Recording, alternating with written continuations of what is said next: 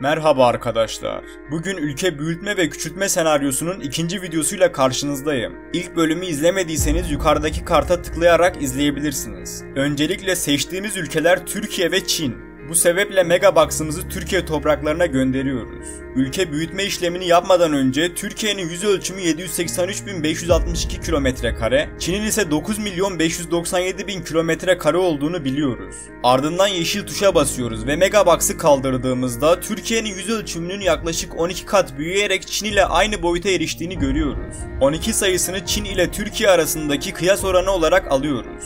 Akdeniz ve Hazar Denizi'nin sularının %90'ı Türkiye'nin altında kalırdı. Ayrıca Azerbaycan ve İsrail gibi daha birçok ülke büyüyen Türkiye'nin altında kalıp yok olurdu. Türkiye ile Sincan Uygur Özerk Bölgesi arasında 550 kilometre gibi az bir mesafe bulunurdu. Süveyş kanalı eski önemini yitirirdi. Türkiye'nin en doğusuyla en batısı arasındaki mesafe 1565 kilometreden 4980 kilometreye çıkardı. Bu demek oluyor ki en batıdan en doğuya uçakla gitmek isteseydiniz 8 saat 50 dakika sürerdi. Hakkari ilimiz Afganistan'la, Sinop ilimiz ise Ukrayna ile komşu olurdu. Antalya artık denize değil Sahra çölüne komşu olurdu. Türkiye'de yaşıyorsanız ve 120 metrekare normal boyutlarda bir eviniz varsa 12 kat büyüyerek 1440 metrekare büyüklüğüne ulaşırdı. Ülkenin en büyük gölü olan Van Gölü'nün kapladığı alan 3755 kilometrekareden 45.060 kilometrekareye yükselirdi. Böylece bu göle 2 İsrail toprağı sığdırabilirdik.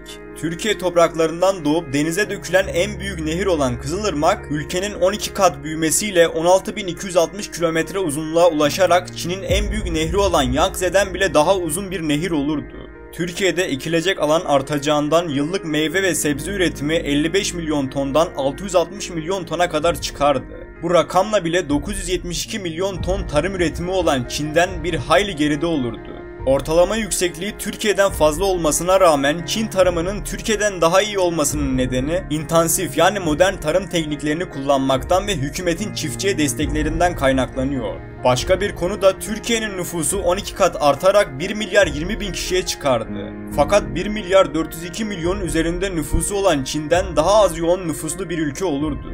Gayri safi yurt içi hasıla 717 milyar dolardan 12 kat artarak 8 trilyon 604 milyon dolara yükselirdi. Ancak bu rakamla bile 14 trilyon 720 milyon dolar gibi devasa gayri safi yurt içi hasılası olan Çin'den daha düşük bir ekonomisi olurdu.